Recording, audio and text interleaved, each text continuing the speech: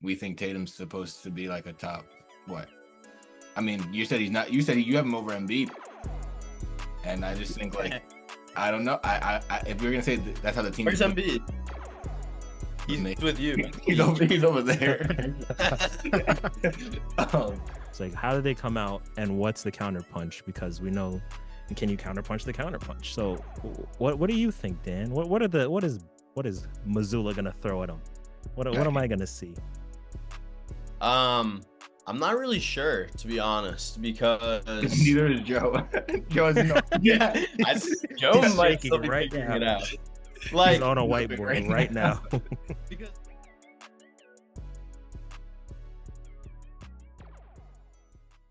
welcome back to another episode of Smoothie and the Bib, live from Zoom University. How are you guys doing today? I'm good, bro. This is a very special episode. First time we're on camera, and the only one seeing it is us anyway. But it's still fun for the process. We have a very, very special guest. Me and this man go way back. Roommates, 2 years. Bates College. The Bates College. Yes, the Bates College. My boy Dan, Celtics fan, 27. We had to bring on a Celtics expert for this special occasion. As you guys guessed, this is the NBA Finals preview episode. Me and Dan have been talking a lot of basketball over the last week over text, so I figured it'd be the perfect time to have this man on a podcast, and so Brian can moderate our yelling at each other. But we're very excited to get into this episode. We're going to obviously discuss the NBA Finals. We're going to get into some subcategories. We're going to talk Luka, Kyrie, Jaylen Brown, Jayson Tatum. Who has the most to lose? We already know who it is, so we don't have to be a quick conversation. And then we got our NBA Finals previews. And then we're going to go into some analysis on Jayson Tatum. Much discussed, sometimes scrutinized. Some could argue he'd over-scrutinized. Some could argue he's under-scrutinized. We're going to get to the bottom of that debate today. If anyone besides us somehow finds this YouTube channel, though, like, comment, subscribe. That'd be cool. Let us know that you're out there. But without further ado, we can get right into it and kind of kick things off by discussing how we got to this point. The NBA Finals, Mavs, Celtics. I've been beating the drum that the Celtics had a cakewalk to the finals. Dan's been furious, citing clutch numbers, net rating, Jayson Tatum stats in the Eastern Conference Finals. The Mavs, we could say, were a little bit more battle-tested. But I guess I'll kick it off to you, Dan. What were your thoughts on the Celtics run to the finals so far and how it's prepared them for this opportunity? Yeah, to be honest, I don't think they faced any teams that realistically had a chance to beat them. So to say it was like a cakewalk is not fundamentally wrong, but like in reality, like I just feel like everybody belittles the fact that they only lost 2 games against their opponents. Yeah, there were some injured guys on the way. One of our top guys was also injured, so I feel like that sort of should cancel out in a way. And yeah, like you could say it's underwhelming, but in years past, they've messed around with series a lot, let them go to like 7 games when they could have closed out earlier. And they took care of business this time around. And yeah, I guess nobody really that they faced was on their level, but I don't think that we should take away from what they've done so far. They've only lost 2 games. I suppose the question would then be, why were these games so close? As you have stated, were they that close? I mean, it seems pretty close. They were in overtime in a game. They last had to come back from many points multiple times. So in the Indiana series, those games were pretty close. Like I think we won by 5 points. The other one was kind of a blowout. And then the other 2 we won by like 2 or 3 points. So yeah, 1 possession games. But what about overall? We won by more than 10 points for like 7 out of 14 games. Yeah, but is that close? Yeah, but you played no Jimmy Butler, and then you played like 2 games with Donovan Mitchell or 3 games and no Jared Allen at all. And Darius Garland's a fraud. Sorry, Darius. But he's a Jaylen Brown level player. I mean, Jalen Brunson. Yeah. Okay. Anyway. Yeah, sure. I'm not even gonna take the bait on that one. but I want to. But no, I mean, I don't. I feel like if you look at the whole body of work, like, all right, here's a question, Dave. Would you say it was an impressive run? Um, like I don't want to answer your question with another question, but like I don't think anything would have been impressive to anybody. Like they could have if they had not lost a game, if they went 12-0, would anybody be impressed based on the injuries that the teams they faced had? Probably not. Well, from a Celtics hater perspective, have to put that out from the very start. Um, the question a lot of people have is how good they are like down the stretch of games, right? And what are they going to do? So to me, if they had sort of been able to put the foot on the Pacers, and just crush them, then that would have answered a lot of questions. Then I could see I could more How does that understand answer questions? You just said the because question was about clutch time performance, but stepping on their throats, that's not a clutch time game. They had clutch time games against them and won all of them. Yeah, but should they have been in those situations though? Okay, but so what is it that we want? Do we want them to lose clutch time games? I want them to They not want be. them. I want them to not be down by 8 with 5 minutes up against the Pacers three Trust me, times. I don't want that either. I don't want that even more than you. But they still won. even Yeah, more but specific, I want Jayson Tatum to not miss that three and then take a one-legged step back, fall away with 4 seconds left, and then go to get bailed out by a Jaylen Brown contested three to go to overtime and win a I'll game. That's what defend I would that not want. shot a little bit. Just because The wide open three or the step back? no. I'm talking about the step back when there was 3 guys on him in game 1. Yeah. that's my Because favorite shot of the year. Derek White had just smoked a layup. And he grabbed the offensive board and was clearly like trying to get a foul call or something like that. He shot a fadeaway. Yeah, but still there was 3 guys on him. He was smothered. He thought he would get a call. He wasn't that small. He shot like a fadeaway, like away from Miles Turner. In any case, he gave us another chance to score. He got an offensive rebound. We had a chance at second chance points. So in reality, like, okay, if he hadn't grabbed the rebound, you wouldn't be killing him for the shot right now. He got offensive board, like, in clutch time. Like, that's just what he does, though. No, everybody throws away everything he does, like, down the stretch of games. If you're not shooting 4 for 4 in the last 2 minutes, nobody is, like, giving you any credit. That's just what it is. That's not true. But I mean, the way that we've defined Jayson Tatum as clutch is like, did you see that offensive rebound against the Pacers? Is that that's what we stooped to? I mean, I'm just defending like the one point where maybe he wasn't so good. But I mean, if you guys watch the games, you know he hit clutch shots, so I don't really need to outline all of them. I mean, in game 1, he hit the Mickey Mouse and one on McConnell, and then he had a wide open three off a kick out. We needed those points. Yeah, I know they did, but they also had both guys guarding him combined were under 6 feet. No, Okay, so no. he made the shots, so like I don't know what you want. That's true. I'm just saying. I do It think it's doesn't very change. much becomes like a confidence thing.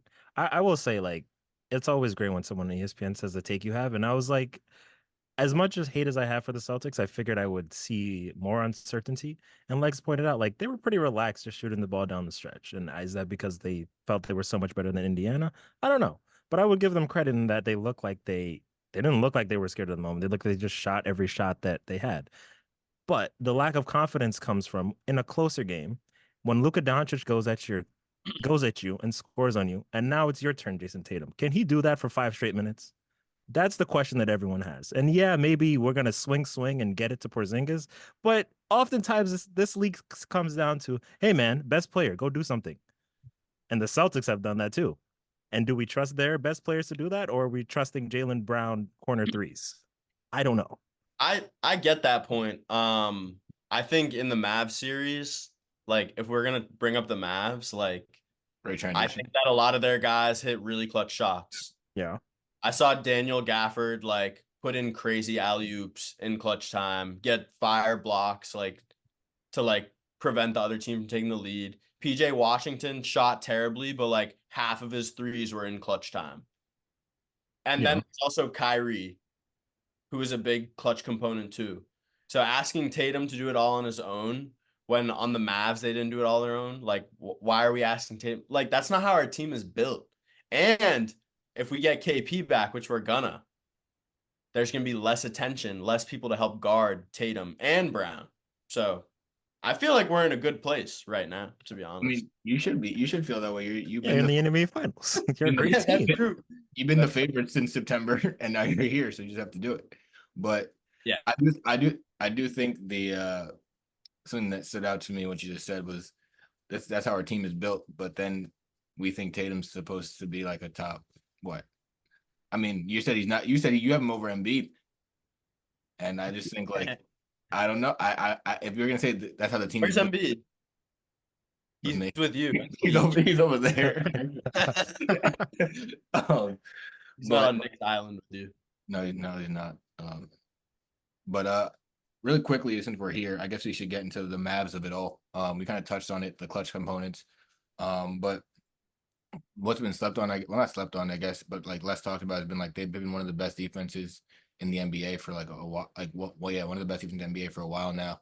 They've actually, I saw like a stat that like Boston and them have like the best winning percentage since like later in the season. Like they're both like 26 and like 5 or something crazy, or like something. That might be right, not be right, but something like amazing winning percentage and stuff like that.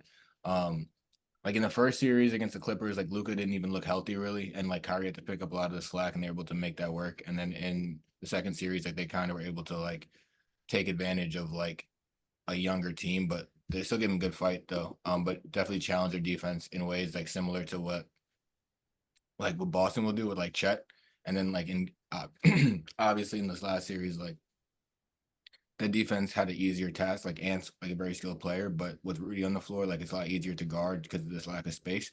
So it's going to be a different matchup and challenge, obviously, for Dallas's defense against Boston. But what did you like overall, like in terms of like you touched on it with like PJ and all the other role players stepping up, but what have you guys seen from like Luka, I guess, and Kyrie and even Jason Kidd and the coaching staff through these first 3 series? Or like, I guess a better question is like, what concerns you from a Celtics perspective, Dan?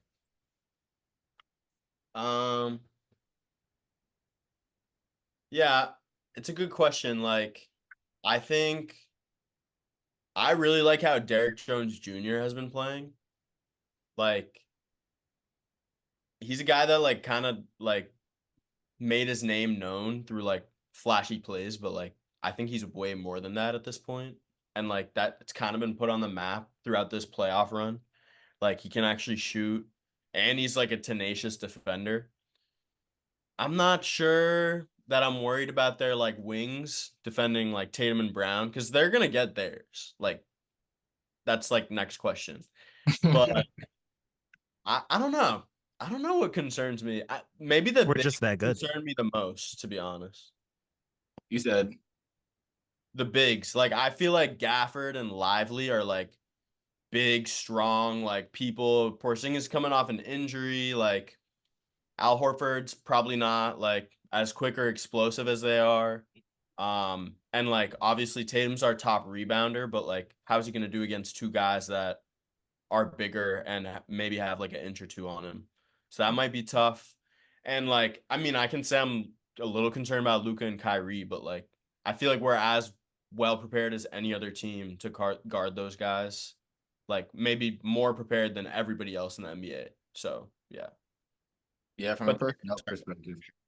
Yeah, from a personnel perspective, you kind of have to agree with just like the bodies that they can like. I'm sure that 3 or 4 different players in that starting lineup will get a chance to guard Luka at some point, or even maybe Kyrie.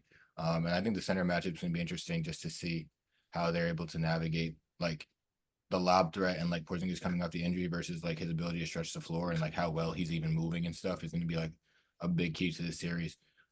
Brian, what are your thoughts on the Mavericks run to the NBA Finals? Just because we didn't pod, and my Timberwolves pick went down in flames. And Edwards is a great player, and his next like step of learning how to play make, because he had so many critical moments where he wasn't able to make the correct pass or the right play, or just he saw the pass and couldn't execute the pass, was just what I noticed. And then Luka obviously just makes the right play and makes the right movement. obviously the team camaraderie and the way they play and the ability to move the ball and all that is great. I guess this is kind of my question for you guys in general, and it's me and Mike's arguments because of kind of the way we fundamentally view the league. So like you brought up the first thing you guys brought up were like tertiary or what's the next level after tertiary Secondary. players in oh wow, this guy's smart. To bring instead of like the superstar players. And so I guess I've always sort of viewed the league as like, yes, those players matter, and I understand you have to have the team that's needed. But like my first thought in a series is almost always the people who are going to be dominating the ball. And that's Luca and Kyrie and Tatum and Brown. So I know you went back to it and said, well, they're going to get theirs. But like, I don't. I guess the first thing thought I had is why does Luka Doncic not scare you? Why does Kyrie Irving not scare you? And I know you have bodies to throw at them, but I feel like the history of the league is like, and this is a question I asked before the pod of like, do you guys fundamentally think that the league has changed to where there won't be a superstar? Because the history of the league is I get the best player in the league and I win a lot of championships, and you guys keep throwing bodies at him, and until he gets old, I'm gonna keep winning. So it's kind of interesting to me that we always go to I have six bodies to throw at him, and the history of the league is throw whoever you want at him.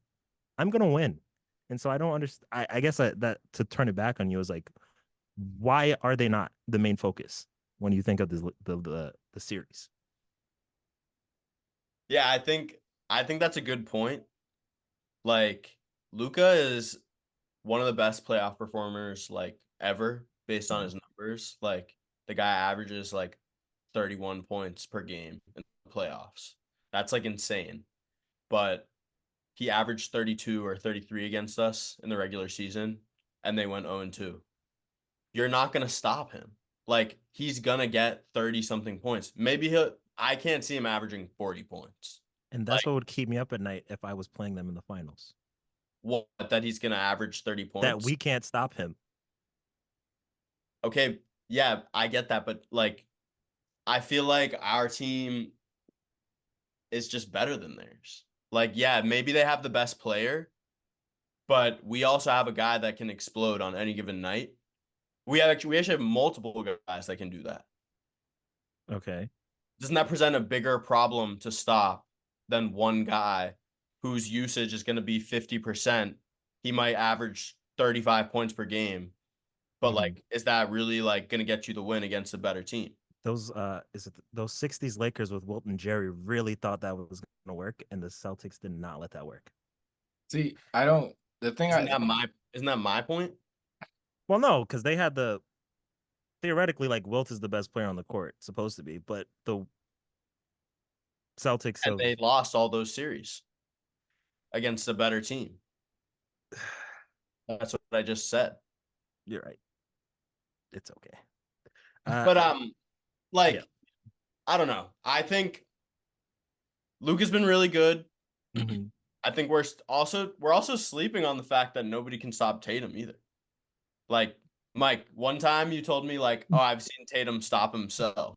Yeah, he Like, does. sure, He but does. that's the only way he gets stopped. Yeah, but that's not great. Like Luca's not But stopping that's him. not going to happen. The Why? guy's averaging 26, 10, and 5.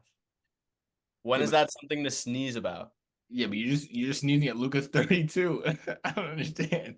Yeah, but like that doesn't like in the context of winning, it doesn't matter. I guess it Like doesn't if matter. we win it, then it doesn't matter. If Well, Luca averaged 37 points, like it doesn't matter if we win. I've been saying that like the way for the Celtics to shut everybody up and for to them to silence the haters is just to win because then no one can say anything. To counter Brian's point, like I understand the perspective of the history of the league, but I think where the league is now is that like there's so much parity and like we haven't seen a repeat champion in since 2017 or whatever it is. And like whoever wins the title is like kind of gets pushed into the conversation of best player. But it's like the way we see like where team building is headed, where like and even in this playoffs where like role players have mattered more than they ever have really before. Like if you look at Minnesota, like a lot of it was Ant but Ant wasn't like consistent or going crazy every night. A lot of it was like Jaden McDaniels in big games or Nas Reed. Like like if you look at I mean, if you like look at Indiana, like their whole team basically of like role players stepping up. Like, I mean, if you like, I guess like it's definitely there is some. truth to your point in terms of like the history of having the best player necessarily, but I do think like Boston is one of like the most well-built teams that we've seen in a long time. So I think it's gonna be like an interesting like conversation, but it's also like Luka is like what if we're gonna say like top three, top four, and like Tatum. It's not like Tatum is like the ninth, like the 10th or 11th best player. Like he's like also in that like top 10, like closer to five probably. So like So is Charles Barkley. yeah, but I mean like I comparing 1994 to 2000 to 2024 is not. We weren't even alive. So I it's like mean, it's a you different could. landscape. I may be wrong. I very well may be wrong, and the history of the league will now just be that whatever team is best built that year wins. I would tend to lean that eventually someone is going to come out who will be the top dog, and they're going to go on some kind of run. But maybe I'm wrong. Maybe the new CBA has changed all rules. I'm pretty sure there's like I forget exactly what it is, but I think like the last 5 or 6 champions like have not gone back to the conference finals the next year after their championship. Like that's kind of how crazy the NBA is now. Like there's no LeBron that's just a lock to get to the NBA finals anymore, I feel like. Yeah, well, maybe they don't. Maybe players know now to not get to the finals and ruin their legacy by losing in the finals. So they Literally. just rather lose before they get to the finals. I But could, we don't know if Luke is that player. He could very well could be. he could His be. age and his ability to score and play make. We're gonna see. We will see. So now we can get into some of the matchups, some what we think that is how the series is going to go. We kind of touched on it a little bit. We're watching the center matchup. We're watching the defensive matchups. Who's going to get Luka? Who's going to get Tatum? Is Tatum going to guard himself? These are all important questions that we have to answer. One thing I think is really important, and like I kind of want to see Dan's perspective on this is like I think the Celtics will need. Obviously, it's the final, so your stars are going to play a lot of big minutes. But I do think that they need like a little bit more from their bench. I think it helps that like Horford's back onto the bench now and like Pritchard's been decent, but I feel like they need a little bit more consistently from Sam Hauser. And like they also can't play Hauser in like the Luka minutes because like it'll just be like ISO Hauser every like 1-4 flat every time. Um so what do you and like obviously like for Dallas, like they've gone between like Jaden Hardy, like Josh Green, Dante Exum has returned from wherever he was and learned how to shoot in the process, which is interesting. Um, I used to cook him in NBA like 2K13 my career. Wow, he couldn't guard me in the rookie showcase. But what are your thoughts? I guess on like the bench matchup, or like I guess what do you think the biggest key to the series is? Both of you guys. To touch on like our bench, Celtics bench, like it's good that Horford like will hopefully give us some production from there now. Like he's been playing pretty well. He's been shooting the three well. Pritchard's been great some games. Hauser's been like, I don't know, missing in action. Like I feel like he's shooting terribly from the three. It's like, dude, open threes, you're here to make those.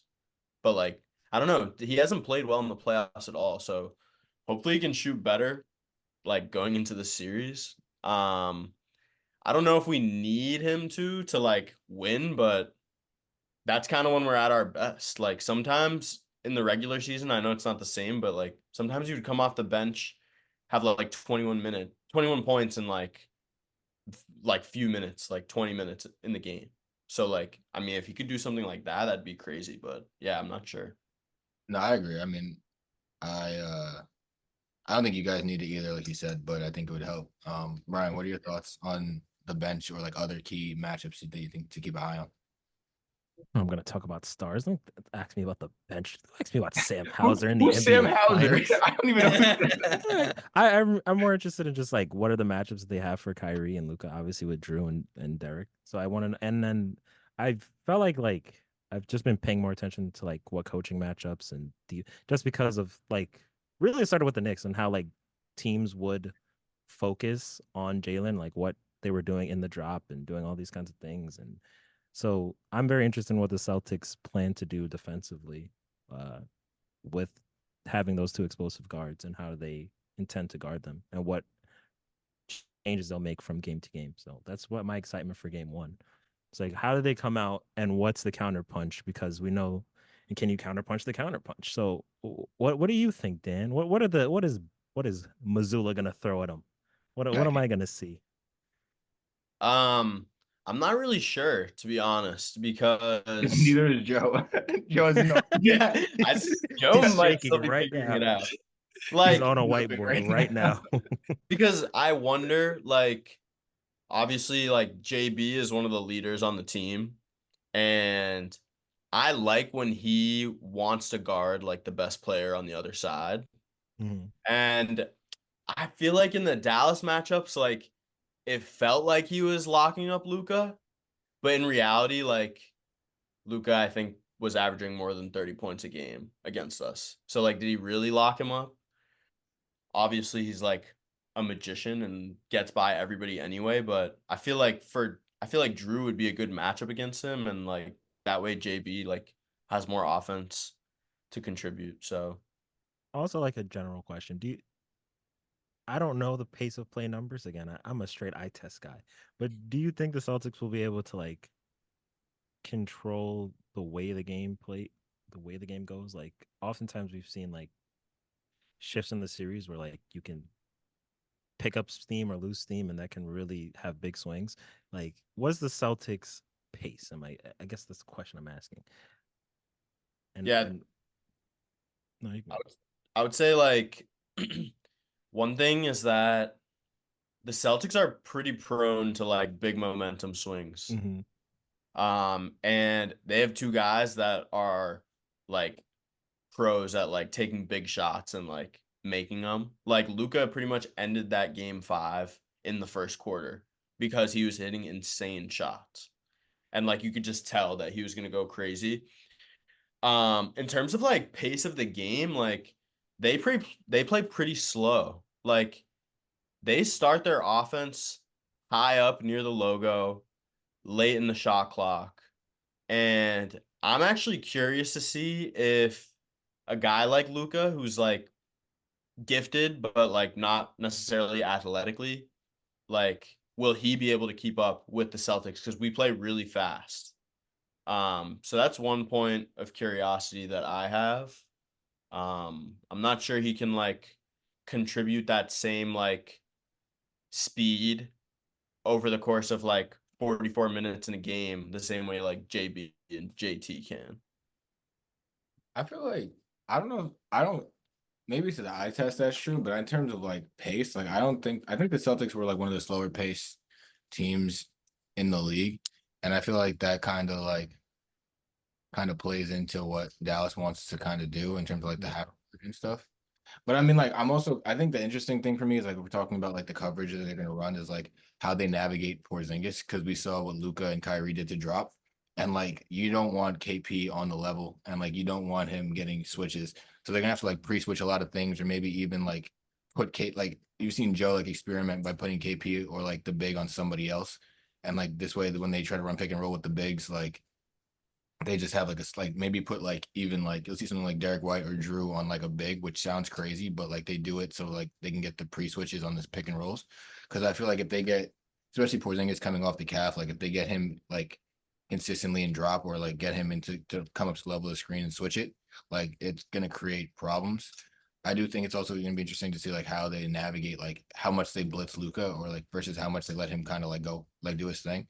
Because like I think like you saw that kind of with like the Knicks, like you mentioned the Knicks, where like when like Luca and Brunson are like the two most blitzed players in the league this year, and like the Knicks had seen so many blitzes that anytime they blitzed Brunson, they would get an easy bucket because like they've seen that look so many times, and it's so easy to exploit 4-on-3 downhill like that.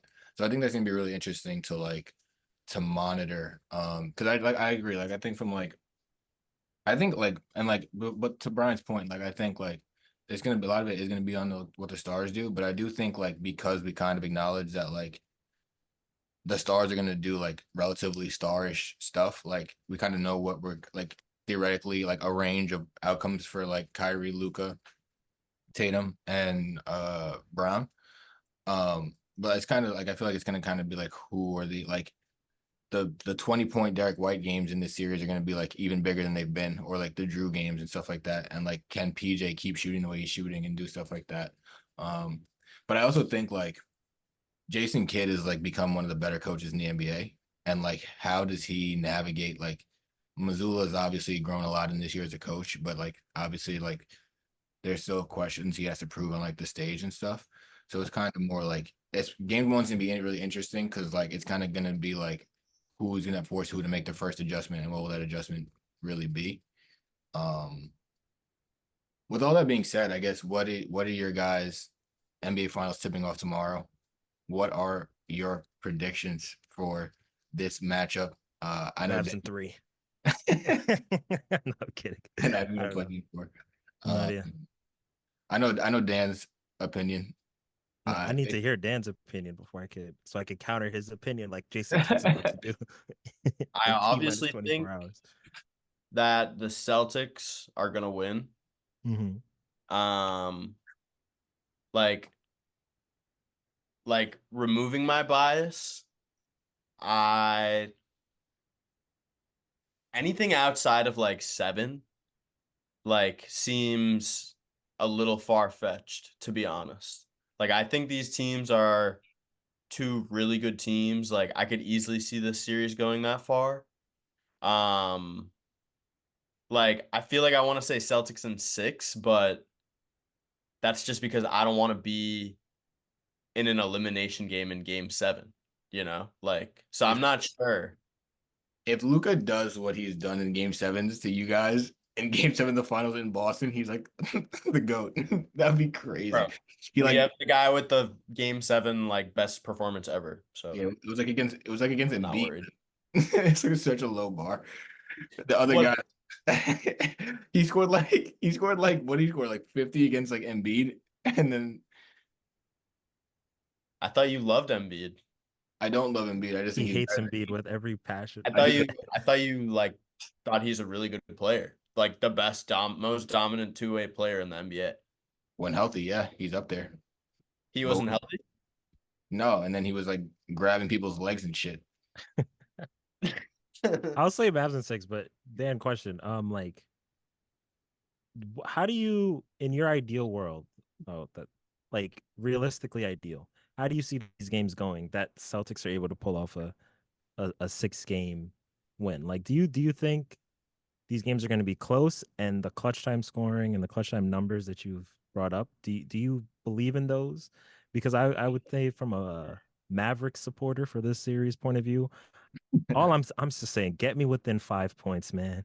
Just get me within 5 points, and Luka's taking us home. Get me to a game 7 within 5 points, and Luka's taking me home, or I Kyrie Irving's taking me home. mhm. I think like if you I feel like any objective NBA observer Mhm. is taking Luka and Kyrie in the clutch over the Celtics, like in this series. But like that doesn't mean that they would win every clutch game. Like they did that to the Timberwolves. They dominated them. Like Mhm. that's not happening against the Celtics. Like we were down in those games against the Pacers. We came back in all of them. Like you can say the Pacers are a bad team, but they were in the Eastern Conference Finals. They're a Like bad team. They're okay, bad. but And an you injured can't. team. Okay, but it doesn't separate the fact that it was the Eastern Conference Finals in clutch time games. Like we still got that experience and we still pulled out the wins. Yeah, but I'm saying instead of Andrew Nemhard, They shot like above running, 60% against us. I agree, but I'm saying like with 2 minutes when there's 25 seconds left and the game's on the line, it's not going to be Andrew Nemhard running 4-on-1 against Drew Holiday. It's going to be Luka Doncic or Kyrie Irving. You know, it's like it's different. For sure. Like that's true. That's why I'm saying I think people would take them over us, but like I also don't think every game is going to be a clutch game. Like there could like game 1 or game 2, we could easily like comfortably have like a 10-point lead at least for the whole game. We do that to teams. That's true. It is true, but I guess that was my question. Is like Yeah. that is what you ideally see. Is like we're gonna get 2 games Ideally, that like we'll win, and yeah. then 2 other games we'll clutch it out. They will miss their shots. We'll make ours, and we'll my ride off in the sunset. my ideal scenario would be like that none of these games are close. Like Well, I mean, that's like I don't need to be a that's good everybody's. basketball fan in Yes. this scenario because it's my team. Like I don't need to be entertained. It can be blowouts for 4 straight games, and I'll be so happy. Yeah, but realistically, you think they could get they could actually just go in there, get 2 blowouts, and then have two clutch and win 2 out of 4 I don't of the think so. remaining clutch games. I think it's unrealistic to expect 2 blowouts. Like game 1, game 2, blow them out both games. That's really unrealistic considering the fact that we didn't do that to lesser teams in the first 3 rounds. Like maybe we can have a comfortable game where we convincingly win in 1 out of the first 2 games. But yeah, most likely game 1 is going to be tight. So that's where I get confused. It's like how do you square that? And that you want them to win comfortably, but you also realize it might not. It's not gonna. There's not a high likelihood that there's gonna be a lot of comfortable games. So how do you square that with? I have some fear of Kyrie and Luka, and I know these games No, are gonna I be don't close. have fear. You don't have fear. You just believe that the team is gonna out execute them. I'm not taking Kyrie and Luka in the like. You're asking me to take them over my guys. I'm not gonna ever do that. Like, So I'm saying that general NBA public would take those 2. I'm not scared of being in clutch time games against them, but I'm gonna be stressed if we're in clutch time games. Okay, but That's like, just how so it is. that's my question though. Is like, do you trust them? You just trust the team to execute. You don't trust specifically Tatum or specifically Brown. You just believe that the team will play the correct way in those moments. I feel like I feel like we've seen Tatum be super clutch down the stretch. Okay. We've seen him do it in this playoff run. People just ignoring it. No. Maybe he hasn't shot super well, but like, so that's everything. He's just been out there and they won basically in clutch games. Nah, like he has a lot of clutch points throughout the playoffs. Yeah, a lot of free throws. I think for me, I'm a very big nitpicker. I will hold on to like small things. So to me, that 3 in game 1 is so huge to me because if that happens in the open one, yeah. If that happens in this series, game 2, and he misses that shot, what is Jayson Tatum do we see for the rest of this series? And maybe you're a Celtics fan and you've seen him more and you're convinced he'll bounce back. He's gonna have to show that to me before I believe that if he misses a shot like that, I'm gonna see the same player the rest of the series. All right, but that's not what just happened in the conference finals. That was in the first game. You saw him come back in overtime, have 10 points. Sure, half of them were free throws. I'll give you that. Next game, more than half. No, it was 5 out of 10. That's half. Oh, yeah. The other one was an and one, so I'm giving him that. Well, to me, that's the thing is that he's saved by Brown's shot, and if he doesn't matter. Saved, we didn't win the game. He won the game in overtime. He outscored the Pacers in overtime. How can you take that away from him? Yeah, but you saw the game. Like it wasn't like he was like killing them. He made a open layup and an open 3, and then made free throws. Yeah, but we were down by 6 when he scored 6 straight points when we were down by like 5 to give us the lead. I think that momentum is like a massive thing. So to me, I like if we go back to like LeBron's overmatched Cleveland teams and J.R. Smith's lack of a timeout, like it was still tied. And if you don't like LeBron, you'll say like, oh, just go take us home, LeBron. But like the psychological impact of we had a chance to win this game and you blew it is like exacerbated. And then to me, to have the positive of, oh, I just missed the wide open shot. Oh, but it's okay. Now we're in the overtime. That's a whole different type of mentality. And so I guess if it doesn't happen where he does just fail, how does he bounce back? That's the question for me. I feel like you said, like he missed that shot in the overtime. Saved. Okay, yeah, he got saved. Sure, you can say that. In the overtime, it starts out as a level score. That's how overtime works. We went down by 5 points, yes, and then he got us the lead single-handedly. I'm saying, and you guys didn't even let me get into the other games this series. Because in game 3 and 4, he also hit big, wide open threes when we were down in the fourth quarter in clutch time. Yeah, but that's the thing. Like, so obviously, that one wide open 3 that he missed, like, you can't say that affected him if he was good in clutch time for the rest of the series. Well, I'm saying it didn't affect him. Because... But what if it does? Yes, that's what I'm asking. If it does, then we're screwed. Like, yeah, but the evidence says he's not gonna. Just in this conference finals, it didn't. So Why should I believe that it's going to? This guy was 1 for like 13 against the Sixers in Game 6 last year, and he scored like 14 points in the fourth quarter in an elimination game to win. And we're questioning whether or not he's clutch. I don't think he's clutch still, but I mean that's fine. I feel like I don't know who's more clutch than him. You can say Luka and Kyrie, sure, fine.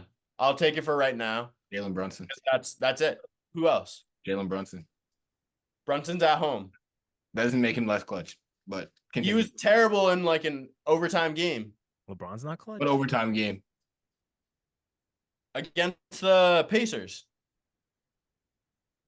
He got caught in a pump fake, threw it out of bounds to Hartenstein in the corner for a 3 with the shot clock running down. That was a Sixers game, Sixers. and he had like 10 points in overtime, and nobody else scored. He was ball hogging. Yeah, facts. Yeah. I really wanted the Josh Hart eyes though. I was waiting for it. But really quick, I know the clock is ticking, and Brian has to go shoot some jump hooks in a few minutes. But aren't you posting the video to that game too, Brian? No, we're not. We're not. Okay, We're sorry. not. Sorry. Yeah, I guess so. The question. Oh, by the way, Mavs in 7 is my prediction. So I In get what? You broke up there. Yeah. 7 So in Boston. in Boston Garden. Wait, really quick. I have a question. What's that? Like, how much of a failure is it if I guess it's hard to like do that because there's a lot of context leading up to it, but how much of a failure would it be if like the Celtics lost game 7 on like a buzzer beater? I think it's like micro. It's not that big of a failure to like lose a NBA Finals in 7 games. I think it adds to the story and Mike's favorite word of narrative of, again, another time there that you have failed. And then it ratchets up the pressure for, again, when will we do this? It opens all the talks of, do we need to break this team up? Even though it probably shouldn't, it probably does. Okay. I mean, I think it opens up those talks for talking heads. I don't think it opens up those talks for anyone in the organization. Mike, what's your opinion? Failure? I mean, without knowing like how certain players played, I don't think that's necessarily a failure because I do think like if that were to happen, it means that like Luka probably had like an all-time great kind of series. But like it's a good segue to our next conversation. Like there's been the debate going around about who has the most to lose, and Dan was livid at the response of Jayson Tatum adamantly by most people. And I do think like it kind of plays into that because like when me and Dan have talked about it, he's been like, "Oh, the pressure's more on Luka because like he might not be back here." But that's also like assuming that like the Celtics will be back there. And like you've been to like this like the conference finals like 6 straight years. Like, do you think that's more sustainable or likely than it is that like Luka? Wait. What'd you say? We've been here through what? You've been to the like conference finals like 5 or 6 straight years. Like, do you think that's more sustainable and like that's just the norm of like what's going to keep happening? Like, I don't think that we can't assume that either. So it's kind of like, especially like if like Tatum in his second finals is like not the best player on the Celtics again. Like it's one thing if he's like him and Luka have a duel and Luka like outduels him, and it's like you kind of tip your cap to Luka and like they both have crazy series. That's one thing because like I think like most people have them on different tiers of players. But like I do think that like if Tatum's out there and like the big shots don't fall or like he just doesn't play to like he has to play like I feel like the like a little like considering the competition, like he has to play the level that he played in the Pacers series to like quiet people's concerns about him or like doubts or whatever. So I guess it's like a good two-part question. Like, who do you still like? Why do you feel like it's not Tatum? And also, like, what are your thoughts on how the narrative surrounding him as a player? I feel like it's not Tatum because if you compare Tatum to all his contemporaries, he's already done more winning than most of them. Like, you can say Giannis and Jokic, obviously, like, they've won championships. Like, they've made it past the finish line. Like, they're out of the discussion. But, like, right now, Luka in his first finals, Tatum's in his second.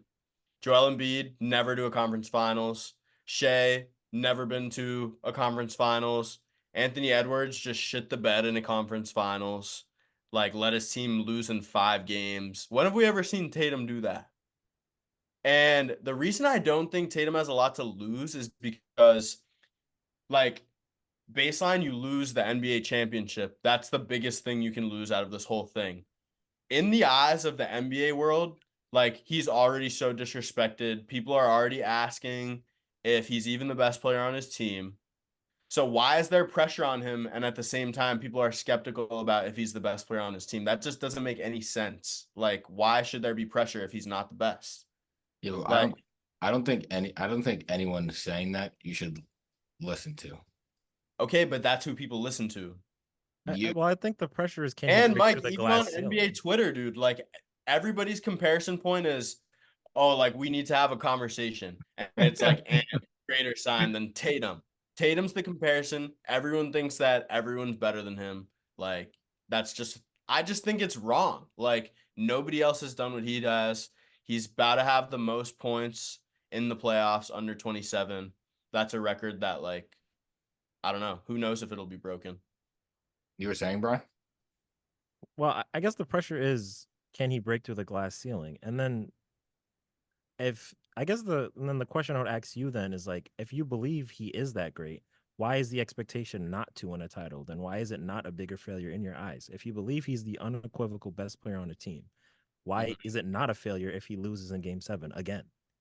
I didn't say that it wasn't a failure. Like, and like I said, like, it's hard because we don't know the context. Like, what if the Celtics come out super flat in game 5 and like lose it like last time, or like last finals when we were up in game 4 and we lost? Like, yeah, that makes it like more of a failure if you lose down the stretch in game 7 because you should have won that game. Mm-hmm. I think, like, yeah, it would be a failure if the Celtics don't win this title, but that should not mean that Jayson Tatum isn't clutch. Like, because nobody else in the NBA is having the success he's having. Do you love the Stockton and Malone Bulls? Like, how much do you respect them? I mean, I feel like John Stockton's regarded as like one of the best passers ever. Mm-hmm. And Karl Malone is a guy that won MVP awards, so you But as can't a deny whole, that I they're don't think great. anybody thinks of their team as like this great team. It's kind of just like the team that was close but never got there, right? Yeah, yeah, That's no, not that's what true. the Celtics. I guess that's what people are seeing it as. And like you guys Okay, have, is you that guys, worse? Is that worse than never getting close? I, Like, I, why I is don't like why is as a guy a like Brunson being celebrated for losing in the second round? he's being celebrated by people like Mike. I've gone on every episode of this podcast and told Mike to shut Yeah, up but all right, because you haven't gotten hold on. I'm because coming you in haven't now. gotten from I, like I've sat back for long enough.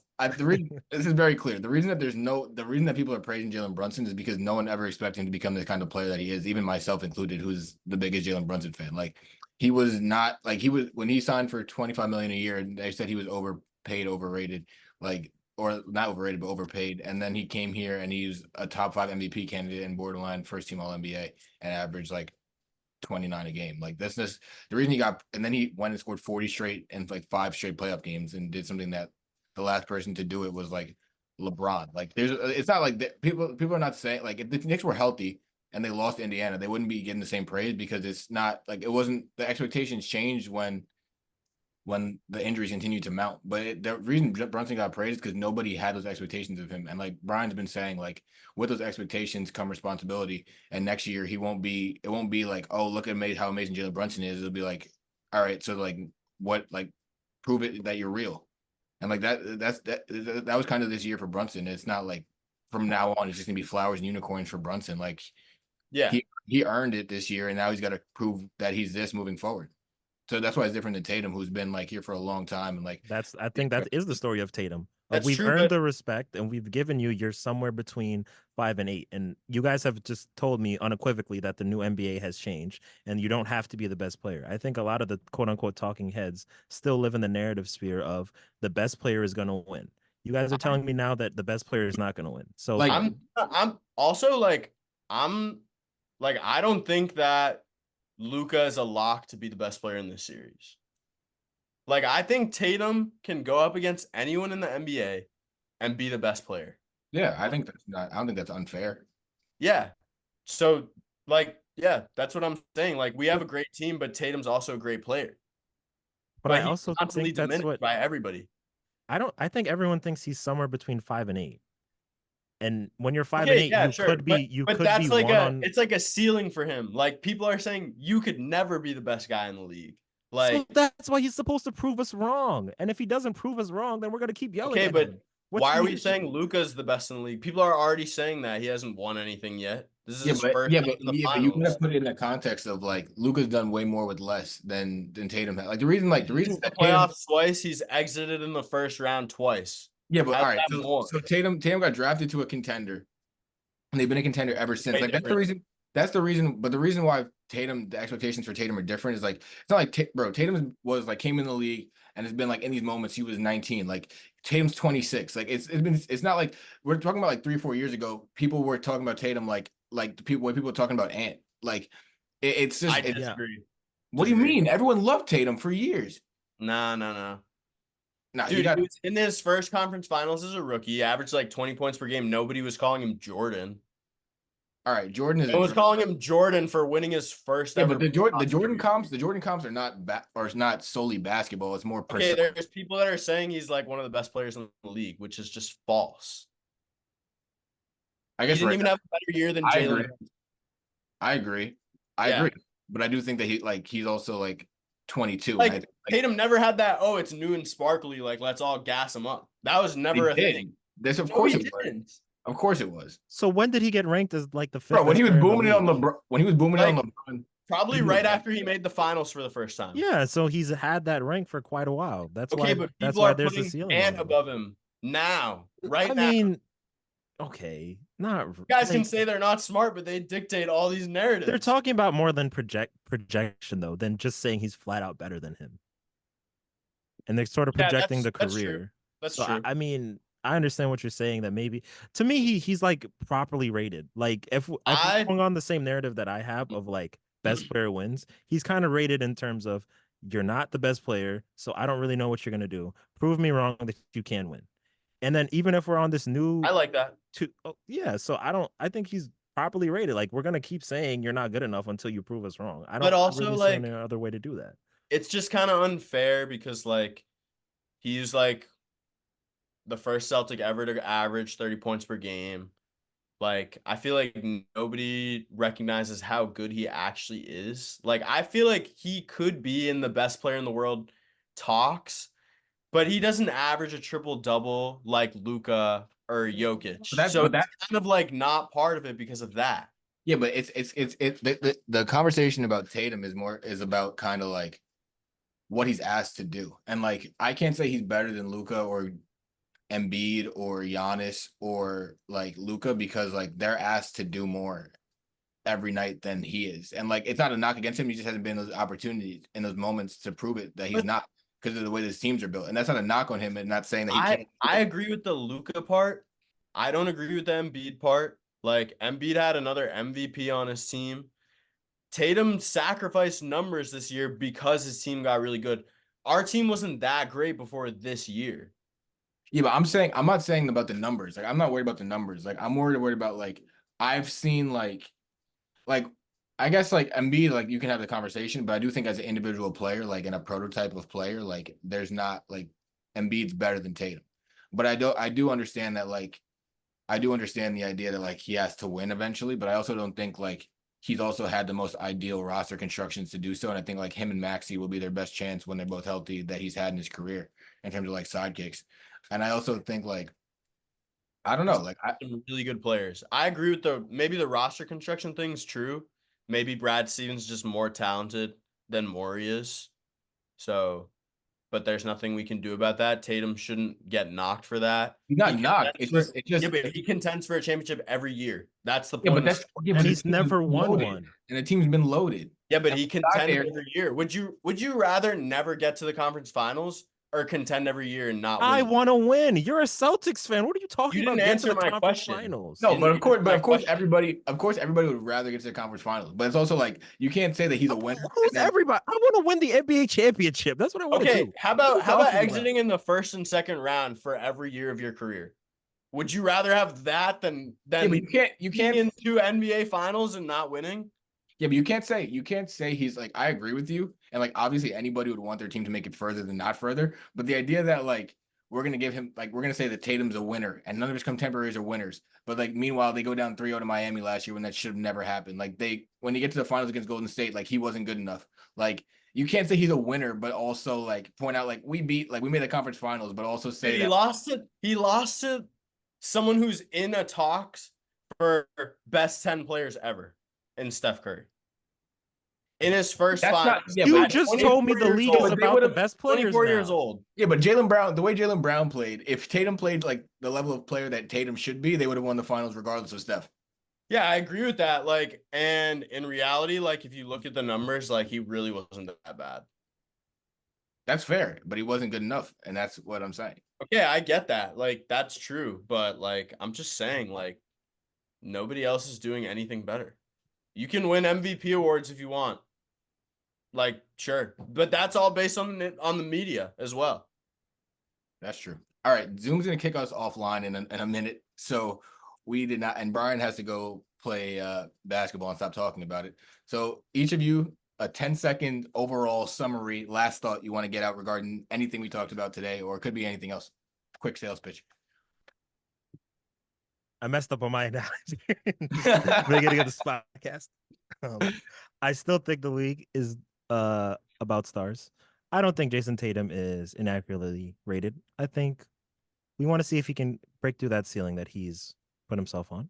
And hopefully, not hopefully, because I'm a Celtics hater, I hope he is stuck by that ceiling. I hope he crashes and burns. Hurry up. And that's about it. Wow, that's a bit strong. Go Mavs. Yeah, in 10 seconds. Celtics take the first two, lose game 3, win game 4, wrap it up in 6. Tatum's going to be MVP. I think everyone should enjoy this finals because next year is Jalen Brunson's. Thank you guys so much for watching. I'll catch you guys in the next one. Peace.